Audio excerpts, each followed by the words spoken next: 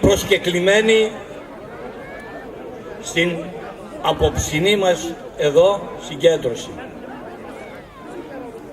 Πριν από λίγο, παρουσιάζοντάς με, ο εκλεκτός πρόεδρος αναφέρθηκε και το 1948, όταν ήμουν δάσκαλος και μάλιστα μία συγχωριανή σας, η Μαρία Ταβουζόγλου, ήταν τότε πριν από 63 χρόνια μαθήτριά μου, δεν ξέρω αν είναι εδώ. Τότε μεταξύ των χωρών που είχαμε υποχρέωση και των τραγουδιών να μάθουμε στους μαθητές μας, όπως το Τσάμικο, το Καλαματιανό, μερικά άλλα τραγούδια, σαν πόντιος, και επειδή έμαθα από τους γονείς μου, τους γιαγιάδες μου, να χορεύω και ποντιακά αλλά και μακεδονικά,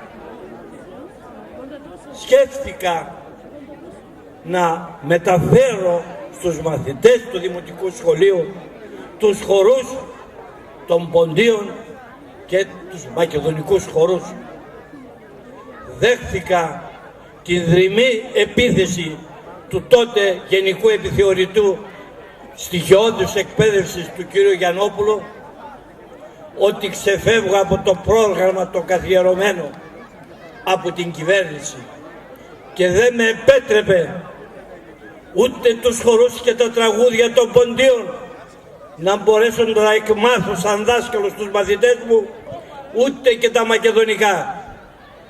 Και αυτό είχε σαν αποτέλεσμα, μετά από μια πενταετή προσφορά μου σαν δάσκαλος, να εγκαταλείψω τον χώρο αυτό, γιατί είδα ότι δεν μπορώ τίποτα άλλο να προσφέρω.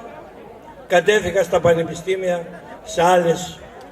με άλλες προοπτικές. Από τότε το γιατί μέτρωγε και άρχισα να ασχολούμαι με την ιστορία τόσο του Δυτικού Πόντου όσο της Μακεδονίας, αλλά και ιδιαίτερα της Μπάφρας, του Πόντου, ενός λαού αδικημένου και παρεξηγημένου.